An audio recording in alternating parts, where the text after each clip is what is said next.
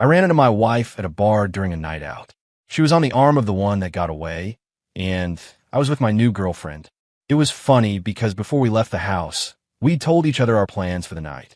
She said she was working late at the office. I said I was closing a deal. In front of everyone, we played the part of distant acquaintances, smiling politely. But when we got home later that night, her face was a mask of fury as she grabbed my tie. "So, does your little girlfriend taste as sweet as she looks?" Bumping into Veronica Vance at a downtown lounge was purely accidental. My first instinct was to turn around and walk right out. But my associate, a clueless sycophant named Peterson, grabbed my arm and dragged me straight over to her table. His fawning smile made my teeth ache.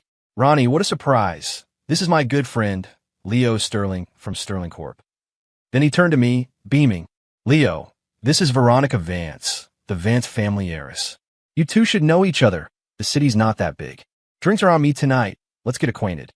I tuned out his pathetic rambling as my eyes met Veronica's. She was holding onto Ethan Cole's arm, the second son of the Cole dynasty, but her gaze was locked on Chloe, who was nestled against my side. For a split second, I saw a flicker of shock in her eyes, but it was quickly replaced by a smirk. "Leo, long time no see," she said, her voice dripping with irony. "I thought you were closing a deal tonight. Didn't take you for the type to negotiate in a place like this." She extended a hand. The moment I took it, I felt her nails dig into my palm. I just chuckled at her petty move and fired back. "You want to talk, Veronica? I'm surprised to see you away from the office. A big company like yours must have a lot of overtime. Strange, isn't it?" We stared at each other, the meaning in our eyes perfectly clear. Then we let go and returned to our respective groups. Most of the people here tonight were from our circle, but Veronica and I had kept our marriage under wraps since we'd signed the papers 5 years ago, a decision made for a host of complicated reasons. To the outside world, we were both still on the market, a fact that kept the city's matchmakers busy. "You have no idea, Leo," Peterson whispered conspiratorially, leaning in.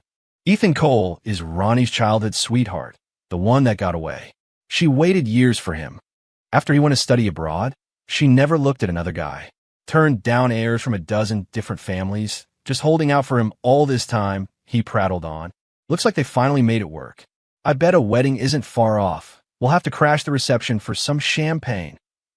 Hearing this, Ethan shot me a triumphant look and pulled Veronica into a deep, showy kiss. I get it. A power move. I couldn't have cared less. A faint, knowing smile played on my lips. People are funny. I used to think I'd be trapped in that love story forever, that I'd never get over her. Looking back, what a waste of energy. Punishing yourself for someone else's mistakes is a game for kids. From now on, whoever she was with, man or beast, it had nothing to do with me. Veronica and I rarely appeared at the same events. A few years ago, we'd show up as friends or something vaguely closer, but that became less and less frequent. Everyone assumed we barely knew each other. Peterson, the idiot, was still whispering in my ear. "You're a loyal one too, Leo. Single all these years, never settling down. Someone must have really done a number on you. But it looks like you finally turned a new leaf, found a lovely young woman. Does this mean we'll be hearing wedding bells from you soon too?"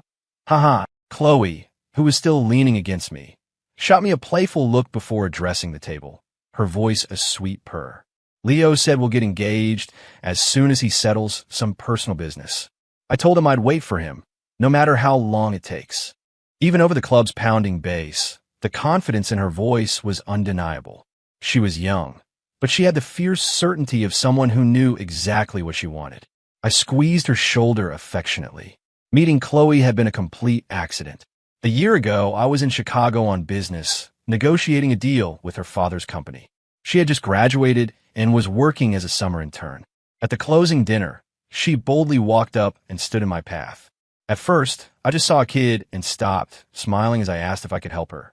Her eyes were shining as she looked up at me, hesitating for a long moment before finally speaking. "Mr. Sterling, can we be friends?" I was taken aback. Chloe and Veronica were both stunning, but in completely different ways. Veronica was a wildfire, passionate and untamed. Chloe was the quiet glow of youth, vibrant but contained. In that moment, though, their images merged. It was like I was 10 years younger, hearing another voice. Leo, let's be friends. I don't even remember agreeing, but somehow, this girl and I became friends. Later, Chloe told me with breathless excitement that the moment she saw me, she felt like she'd met her destiny. Seeing me command the room, navigating deals with her father, and charming his partners, she was completely captivated. I had no intention of deceiving her. I told her flat out that I was married and that I couldn't lead her on. She was heartbroken. A few months passed, and then her father called, recommending her for an internship at my company in New York. The day she arrived, she told me, I know about your situation, but I've decided I have to fight for my own happiness. I'm young. I can wait. As long as you're single before I fall in love with someone else, I'll marry you. She kept her head down as she said it, like she was facing down a monster. At the time, my relationship with Veronica was at an all-time low. Our marriage was held together by nothing more than a piece of paper. The reason was simple. Veronica had secretly flown to Europe to spend a month on vacation with Ethan Cole. If their old flame was rekindled, then she was no longer mine. I'd never believed for a second that she came back untouched. I knew about their history, of course. We all grew up in the same circles. They were inseparable as kids, and their teenage romance was the stuff of legends.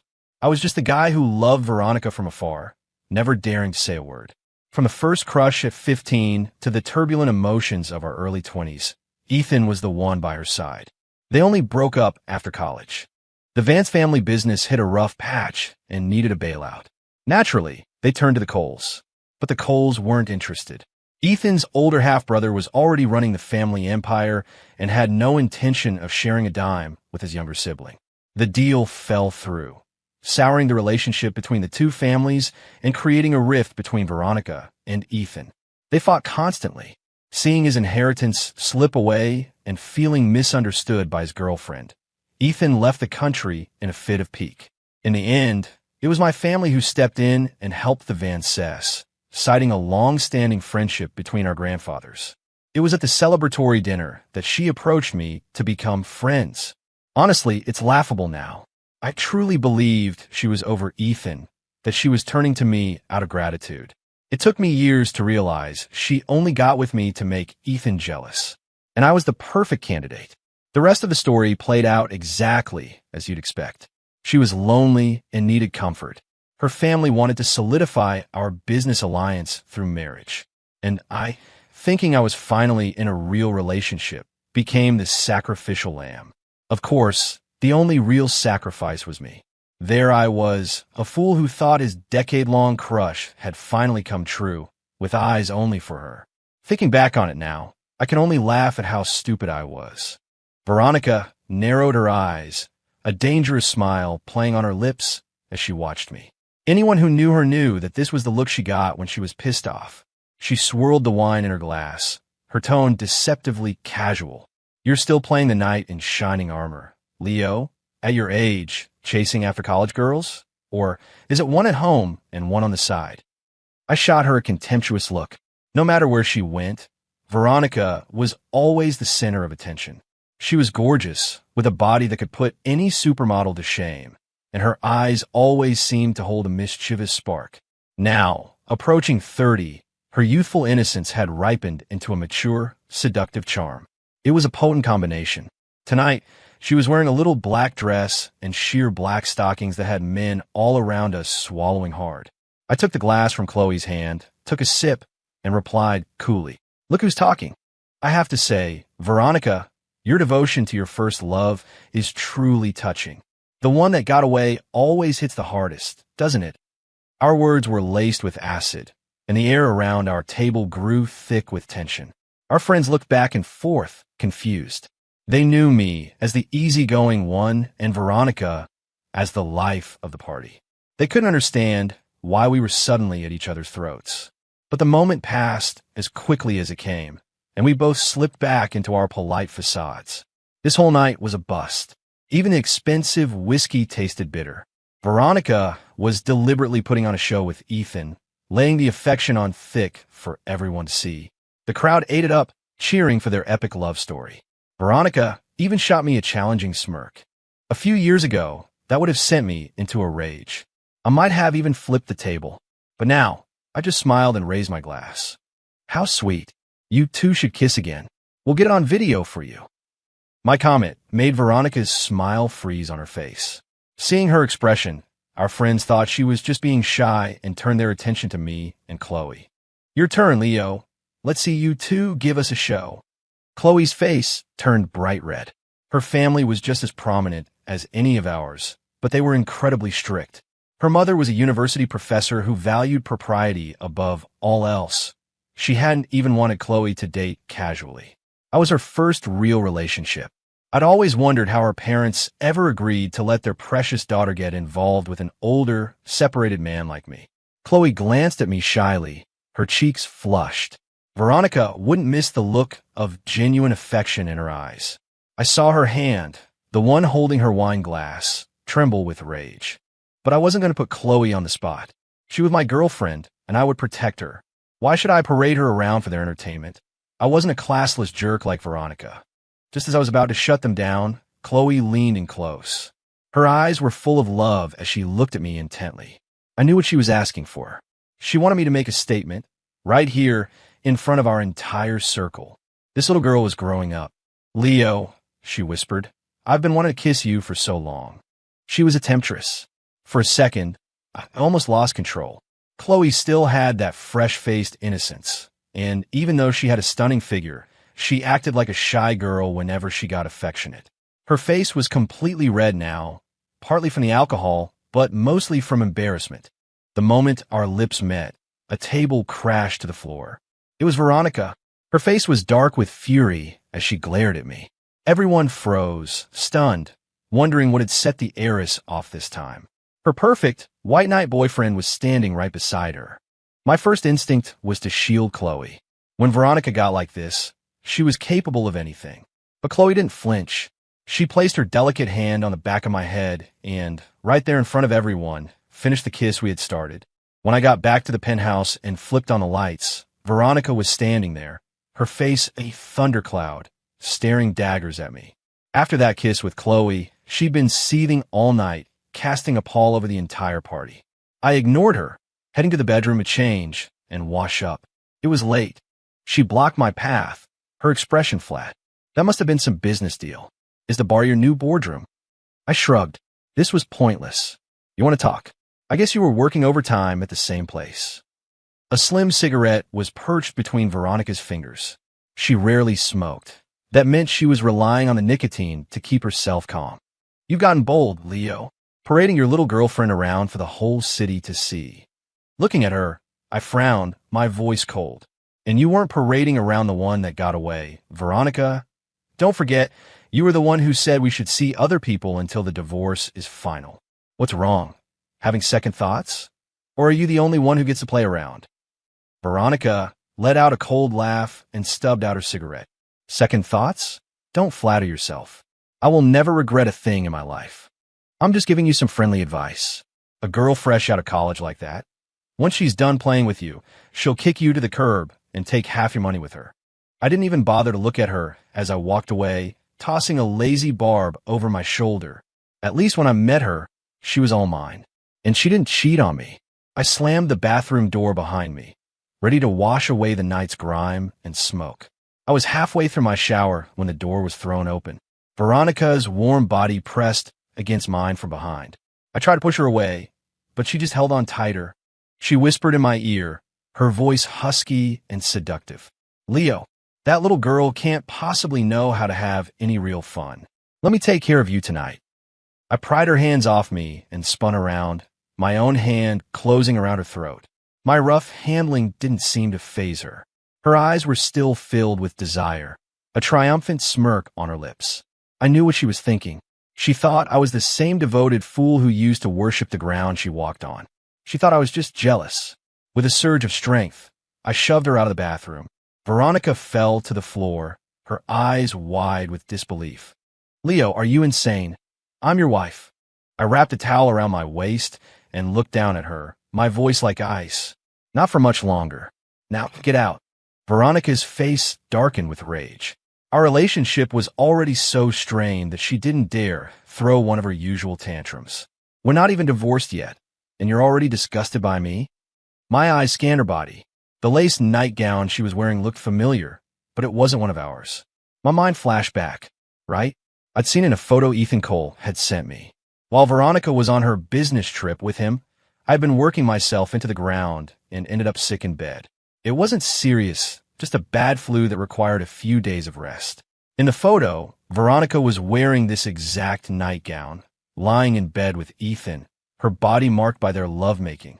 They both grinned and threw up peace signs for the camera before sending it to me. I never said a word. Veronica's excuse for the trip had been a crucial business deal, and I'd actually been worried about her. From that moment on, she just disgusted me. I wanted her out of my life completely, and now she had the audacity to wear that thing in front of me. She was asking for it.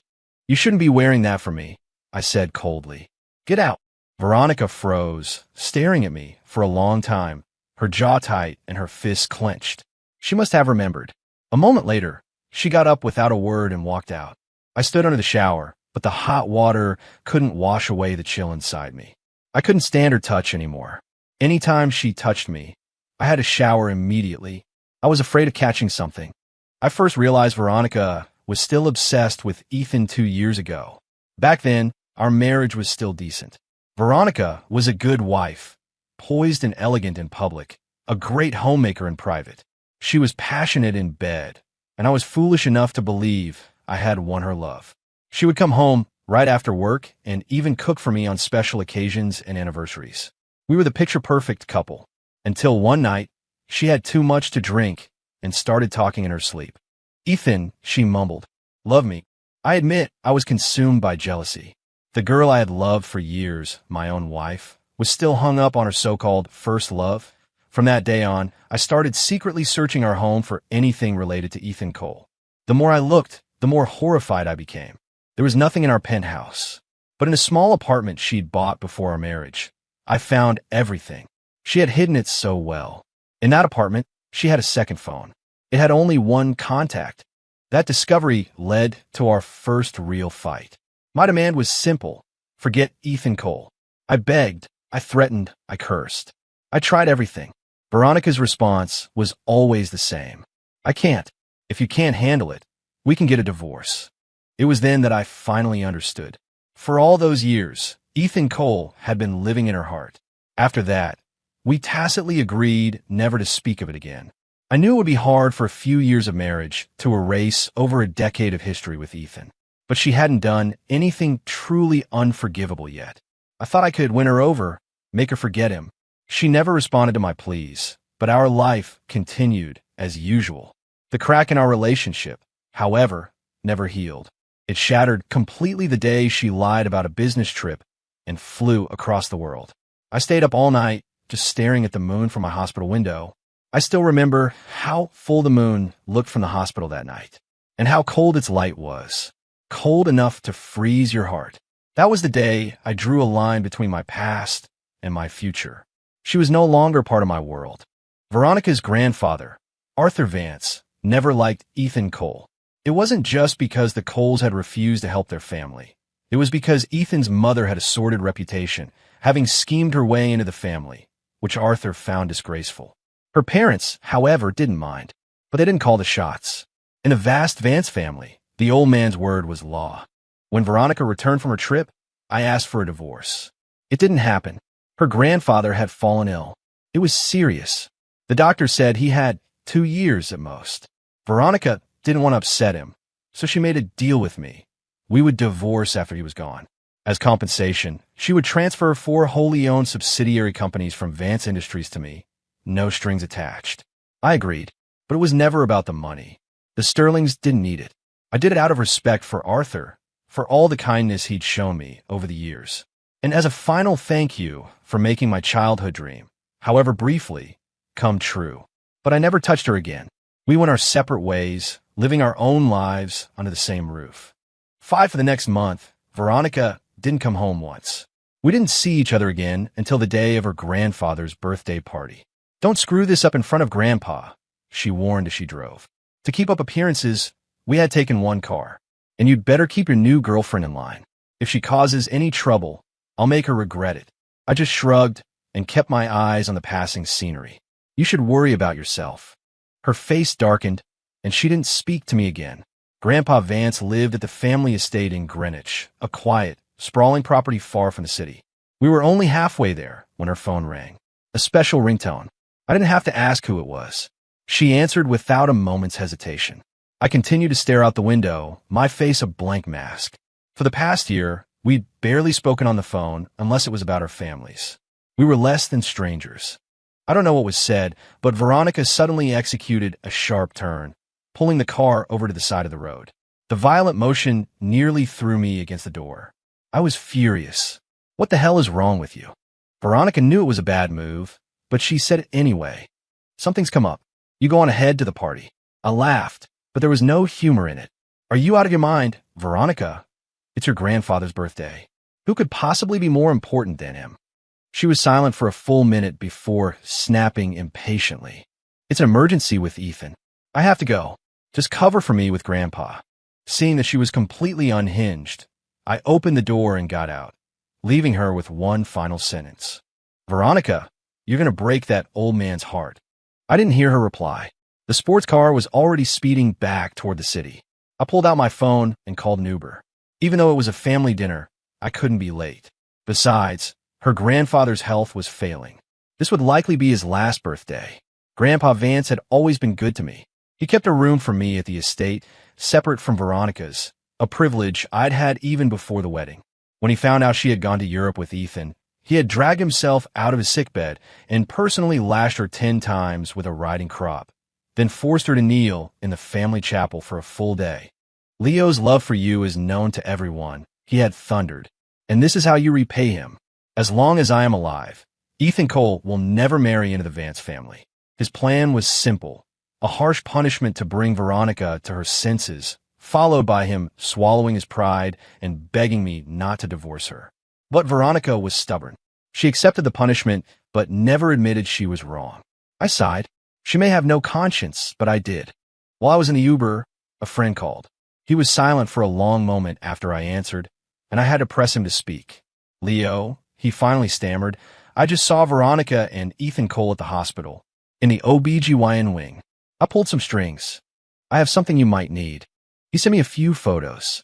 In them, Ethan was carefully helping Veronica walk, his eyes full of adoration. There was also a picture of a sonogram report.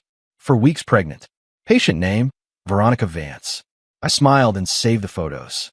My heart was already dead. This was just evidence.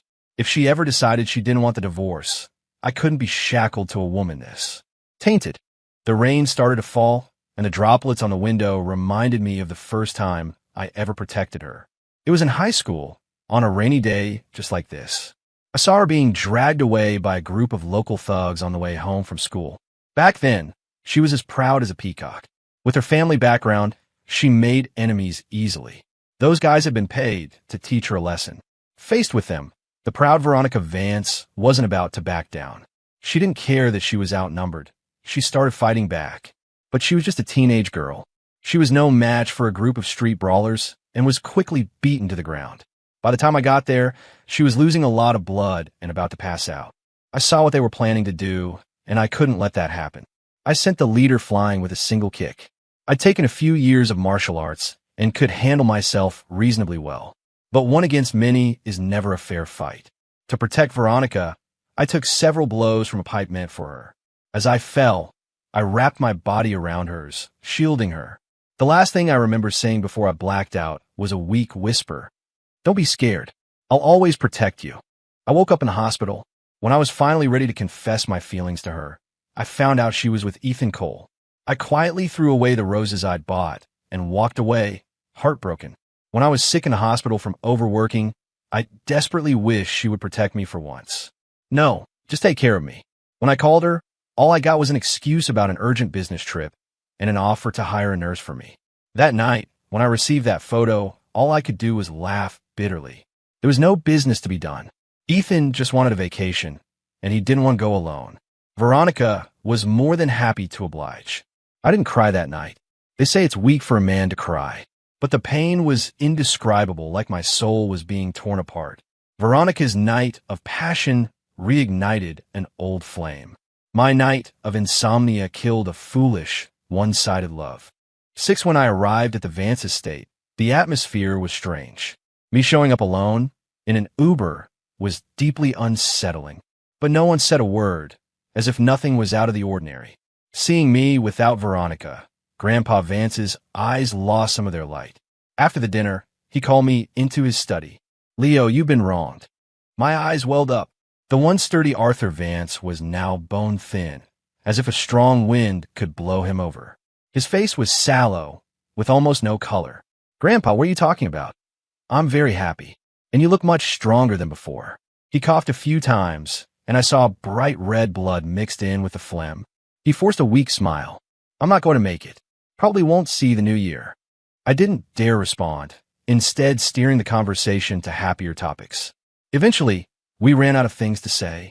I looked at his tired face, smiled, and prepared to leave. "Grandpa, you should get some rest. I'll come see you again in a few days." Just as I reached the door, he called out to me. "Leo, divorce her." I froze, stunned that he would bring it up. Seeing my silence, he continued on his own. "She's mixed up with that good-for-nothing Cole boy again, isn't she? You shouldn't have to endure this." I managed a tight smile. "Grandpa, it's not like that." This time, he looked me straight in the eye. "It's no secret, son, and your smile is a terrible lie.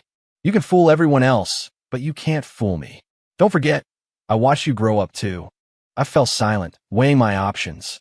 The last thing I wanted to do was worsen his condition. "Leo, the fact that Veronica didn't come today, that's what made up my mind.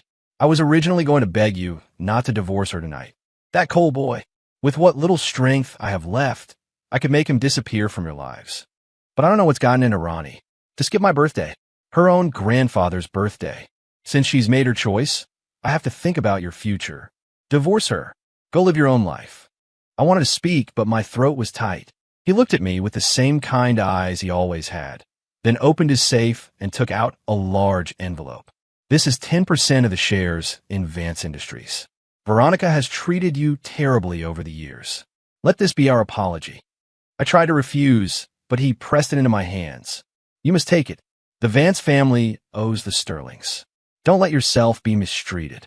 7 I didn't go home that night. I went straight to Chloe's place. I'd had too much to drink and needed someone to talk to. She was thrilled to see me, but the moment she hugged me, her expression changed. "You're sick. You're burning up." It was only then that I realized it myself. Chloe helped me to bed and gave me some medicine. "Just get some rest." Then she slipped under the covers and held me tight. I knew she was trying to comfort me, but I gently pushed her away. "Don't. I'll get you sick." She just leaned in and gave me a soft kiss. "I don't care. I'm staying right here with you." She patted my back gently, like she was soothing a child to sleep. It made me want to both laugh and cry. The moonlight tonight was soft, not cold at all. Chloe's body was warm, and she held me close, refusing to let go. She was a full 6 years younger than me, but here she was, taking care of me, touching the softest part of my heart. As I drifted off to sleep, I heard her whisper in my ear, "Leo, please marry me soon. I love you so much." 8 The next morning, I went back to the penthouse. It was time to put certain things in motion. To my surprise, Veronica was there. When she saw me, her brow furrowed. "Where were you last night? Why didn't you answer your phone?" I had felt so awful last night. I hadn't even looked at my phone. I pulled it out. There was one missed call from her, placed in the early hours of the morning. I scoffed. The nerve. My business is none of your business. Veronica's eyes dimmed for a moment before she did something unheard of. She offered an explanation. "Ethan wasn't feeling well yesterday. You know his health has always been delicate." I cut her off impatiently. "You don't have to explain. I'm not interested." Back when I first found out she was still tangled up with Ethan, I wanted to put a tracker on her, terrified of not knowing her every move. Now, the best version of Veronica was the one I didn't have to see. "Let's get a divorce. I'm done with this life." I slid the divorce papers across the table. I'd have my company's legal team draw them up overnight. "Grandpa knows about you and Ethan. He's the one who told me to divorce you. He already gave me 10% of the company's stock, so I don't need the 4 subsidiaries you offered." Veronica froze. She wasn't surprised that her grandfather knew about Ethan. That was impossible to hide, but she was shocked by my attitude. "Leo, we had a deal. We were supposed to wait until Grandpa was gone. What's the rush? so you can marry your little girlfriend." She leaned back on the sofa, a mocking smile on her face, as if she was waiting for me to take it all back. "You think that girl is some kind of saint. What you two have is just a fling. She wants your money, you want her body. That's it. Get a few years, and you'll end up in the same place. Don't you see that yet?" I looked at her coldly. The woman I had been so thrilled to marry now seemed utterly shameless. She could even find a way to justify her own affair. "Save some face for yourself, Veronica.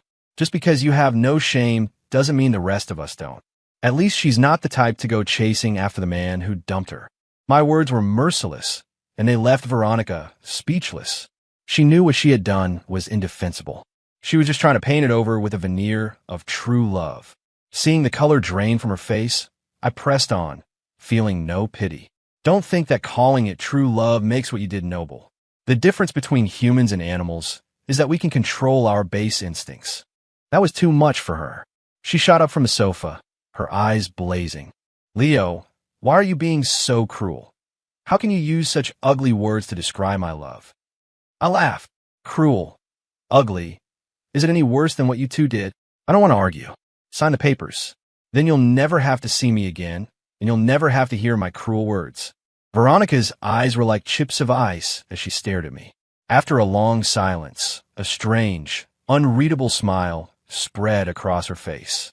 "Fine, I'll sign. Don't you regret it?" I immediately handed her a pen. I couldn't imagine what gave her the confidence to think I would ever regret this. This was the most right I had ever been. I wouldn't want to be buried next to her. She was filthy. Her face was a dark mask as she quickly signed her name and threw the papers at me. "Happy now?" I nodded. "Very. I'll contact you when the separation period is over." Now I couldn't wait to share the news with Chloe. To my surprise, she was even more excited than I was. She bought a countdown calendar and tore off a page every day. "Leo, tomorrow's the last day," she chirped one evening.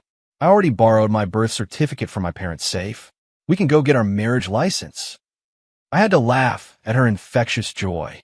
It took a long phone call between our parents to finalize all the plans and talk her out of her crazy idea to get married the very next day. But before that, there was a wedding I couldn't miss. A friend from our circle was getting married, and not showing up would be a major insult. The problem with our circle is that it's small. Veronica and I ended up at the same table. I completely ignored her. She didn't even look at me, focusing all her attention on fussing over Ethan. "You've been working so hard lately, Ethan. You need to eat more." Then she shot a quick glance at me from the corner of her eye. Ethan's face soured. "Ronnie, you know I don't like this." Our friends, sensing the awkwardness, laughed and tried to break the tension. "So, Ronnie, when are you and Ethan going to make it official? After all these years, you two deserve a huge celebration." Veronica didn't answer, staring down at her plate. Ethan, on the other hand, was grinning from ear to ear, shooting me a provocative look. "Absolutely. We'll be sure to invite all of you. Make sure you clear your schedules." Another friend laughed loudly.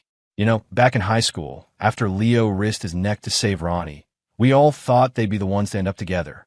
Funny how things work out. It must be true love for you two."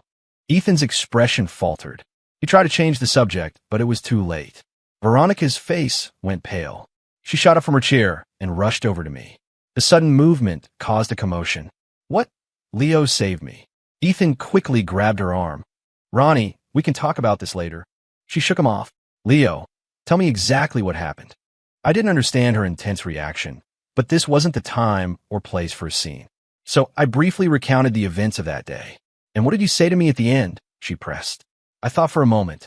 I'd never forgotten those words. I had truly meant them. I said, "Don't be scared. I'll always protect you." Veronica collapsed back into her chair, her hands covering her face. Ethan looked like he'd seen a ghost. Now everyone at the table knew something was deeply wrong. Not everyone knew the story of me saving her. But for anyone who cared to ask, my years of pathetic devotion weren't exactly a secret. "What?" Veronica whispered, her voice muffled. "Why did my parents tell me it was Ethan who saved me?" She sounded like she was losing her mind, repeating the question over and over. I couldn't answer that. Honestly, I had always wondered about it myself. A friend, seeing that the scene was getting out of hand and threatening to ruin the wedding, stepped in. Ronnie, not now. It's their big day. I've heard bits and pieces of that story. You should go home and ask your grandfather. He knows everything. The fallout between Veronica and Ethan was massive. Even though I tried to tune it out, the gossip was unavoidable. It turned out that Ethan had been there the day I was attacked, but he was too scared to step in. After I was taken away in an ambulance, Veronica's parents found him and concocted a story that made him the hero. The reason was simple. With the exception of her grandfather, the Van Cess had never been keen on an alliance with the Sterlings. They considered us new money and believed we couldn't offer them much. So Ethan, the favored second son of the Cole family at the time, became Veronica's savior. Their long relationship was the direct result of her parents' matchmaking. My friend gleefully recounted the aftermath to me. Veronica controls most of the Vance empire now, and she's using all of it to destroy Ethan. She took back the apartment and the cars, and she's teamed up with his older brother to freeze him out. The guy probably doesn't have $1,000 to his name. I just shook my head. It was all so pointless. That incident was so much more complicated than I ever knew. I saved her, but she gave the credit and her heart to the wrong man and then hurt me in the name of repaying that false debt. Did I hate her? Of course I did, but I didn't regret saving her. Although, if I could go back in time, I don't think I would be so quick to throw myself in harm's way for her again. That evening, I ended up back at the penthouse I once shared with Veronica. It wasn't by choice. She had been calling me nonstop, and it was driving me crazy. When I walked in, she was already drunk. Empty bottles littered the floor. I frowned but didn't bother with her, just issuing a curt reminder. Veronica, the courthouse, 9 a.m. tomorrow. Don't be late. She looked at me with a tragic expression, ignoring my words. I've already declared war on the Cole family. Everyone involved in the lie is being held accountable. Ethan is finished. He has nothing left.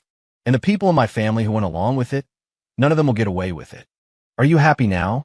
They created this tragedy. They wove a lie that lasted a decade and ruined my entire life. I laughed coldly. Stop lying to yourself. Deep down, you never loved me. It had nothing to do with who saved you. Veronica's smile was heartbreaking. She fell to her knees and began slapping her own face hard, over and over again. Blood soon trickled from the corner of her mouth. I grabbed her hands, stopping the self-abuse. Have you lost your mind? She looked up at me, her eyes pleading. Leo, I was wrong. Can you forgive me? Hit me, scream at me, do whatever you want. Just don't leave me. I still have 20% of Vance Industries stock. It's all yours, okay? I stared at the pathetic woman on the floor and said nothing. In the end, what happened back then was just a catalyst. Maybe if the misunderstanding had never happened, we might have ended up together. But who says a life debt must be repaid with marriage? Even without Ethan Cole, wouldn't there have been an Adam Cole or a Ryan Cole? None of it mattered anymore. If you truly want to thank me, then let's get divorced. Veronica crawled forward and wrapped her arms around my legs. No, I won't. Please, just give me one more chance. Everything in the past was my fault. I promise I'll never make another mistake. I'll devote my life to you. Please. I sighed. It was time to use my last resort. I pulled up the photo on my phone and showed it to her. You're pregnant with Ethan's child. Do I look like the kind of guy who raises another man's kid? Tears streamed down her face. She never thought I would find out. Don't worry, she sobbed. I already took care of it. I had an abortion the day we signed the papers. I regretted it the moment you left. I did it without telling Ethan. There's nothing between us anymore. I think I've always loved you. I was just so fixated on my savior that I felt like I owed him something. That's why I went down the wrong path. I looked at her, my patience completely gone. I slapped her across the face. Veronica, do not insult my intelligence again. If you have any respect for our families, any respect for the fact that I once saved your life, then I'll see you at the courthouse tomorrow. Without another word, I turned and walked out of the house that had never been a home. The next day, Veronica stood me up. I wasn't surprised. She called me dozens of times, all with the same message. She would agree to any terms as long as we didn't get divorced. She was infuriating. This woman didn't appreciate what she had, and now that she'd lost it, she refused to let go. I was on the verge of finding my own happiness, and she was still playing these games. Fine. If she wouldn't do this the easy way, I had other options. After a conversation with my parents, Sterling Corp began a strategic financial assault on Vance Industries in the market. Using the shares her grandfather had given me, it took less than 2 weeks to oust Veronica from her position as CEO. She called me, her voice trembling with disbelief. "Leo, do you really hate me that much? Is there not a single shred of affection left?" My voice was cold. "Meet me at the courthouse. I'll give it all back to you." The line went silent for a long time before she spoke again. "Leo, I deserve this. You can have it all, as long as you're happy. But I will not sign those papers. I'm going to spend the rest of my life making this up to you." I stared at my phone, exasperated. This woman was relentless. As long as her grandfather was alive, I couldn't drag the Vance family name through the mud by filing for a contested divorce. Just as I was racking my brain for a solution, Veronica called again. This time, she was hysterical. "Leo, you have to help me. It's Grandpa. He's dying." By the time I arrived at the hospital, Arthur Vance had been stabilized, but was awake. He looked terrible. I knew the end was near. Seeing him like this, I felt a pang of guilt. I didn't know if my corporate power play against Veronica was what had triggered this final decline. It was a reckless move, I admit, but Grandpa Vance didn't blame me. He beckoned us closer to his bed. "Grandpa," Veronica was already sobbing, unable to speak, kneeling by his bed and clutching his hand. "I always knew this day would come," he said, his voice weak but steady. "Don't be sad. Ronnie, I hear you don't want the divorce." Veronica wiped her tears, her face etched with grief. "Grandpa, I just found out that Mom and Dad conspired with the Coles to lie to me. You know how much my savior meant to me. I've lost everything now. I can't lose Leo, too." Grandpa sighed. "That boy has always been good to you. He never wanted to hurt you. Even when you pushed him to the absolute limit, he was still waiting for you. I tried to hint at the truth, but you wouldn't listen. You only trusted that Cole boy. Now, it's too late for regrets." He coughed violently, taking a moment to catch his breath before continuing. "I have 2 final wishes. I need you both to promise me." Veronica and I both nodded. At this point, all that mattered was giving him peace. "Ronnie, you and Leo must divorce. Your time together is over. You used it all up." Then he turned his tired eyes to me. "Leo, I spoiled that girl rotten. I can't ask for much else. But please, I need you to promise me you'll protect her one more time. Just once. Will you do that for me?" We were both stunned. I had expected his last wish to be for us to stay together, a request that would have put me in an impossible position. Veronica was just as shocked. She slumped to the floor, defeated. "Okay," she whispered. "I'll agree to the divorce." I squeezed his hand. "Grandpa, don't worry. We may not be husband and wife anymore, but I will never let anyone hurt her. I'll protect her." Hearing our answers, he closed his eyes, his expression a mixture of regret and peace. A week after the funeral, we met at the courthouse. She had lost weight and looked exhausted. It was clear she hadn't been sleeping. "Leo, is there really no hope for us?" she asked, her eyes pleading, just before we walked inside. "You love me so much. You forgave so many of my mistakes. I truly know I was wrong now. Can't we just start over? You can punish me however you want. Hit me, scream at me, it's what I deserve. Just please, don't throw me away. Please." Her voice was quiet and broken. I didn't look at her, my gaze fixed on a cloud drifting across the sky. "Veronica, you're a tragic figure. To this day, you still don't know who you really love. Was it me? Was it Ethan Cole? Or was it just the idea of a hero someone invented for you? Honestly, even if Ethan hadn't lied, are you sure you wouldn't have fallen for him? Your feelings for him were never just about gratitude." Seeing she was about to protest, I smiled and held up a hand. "I think this is for the best. You let me go, I let you go, and we both find our own happiness. Isn't that better? Time will heal this, and I promised your grandfather I would protect you. Let's give each other the gift of clean break. Veronica, I've truly let you go. Please, let me go too." Her eyes turned red, but she forced a painful smile. "Okay, I agree to the divorce. I'll let you go." At the last moment, she pulled a document out of her purse and handed it to me. "This is a gift agreement. Sign it and I'll go inside. It's everything I have left. If you won't let me spend the rest of my life making up for my mistakes, then let my money pay the price." I glanced at it, shocked. It was her remaining 20% stake in Vance Industries, plus all the properties and vehicles registered in her name. We had a prenup, There was almost no division of assets to speak of. I stared at her for a long moment, then signed my name. I didn't want her money, but I knew it was the only way she would finalize the divorce. She truly was sorry, but there was no going back. As for her future, without these assets, her life would be incredibly difficult. But I had made a promise to her grandfather. I would take these assets and create a trust fund for her. At the very least, she would never have to worry about her basic needs. Walking out of the courthouse, we shared a brief, sad smile. Neither of us spoke. From this day forward, our paths would diverge. As I got into my car, I saw her mouth open as if to say something, but no words came out.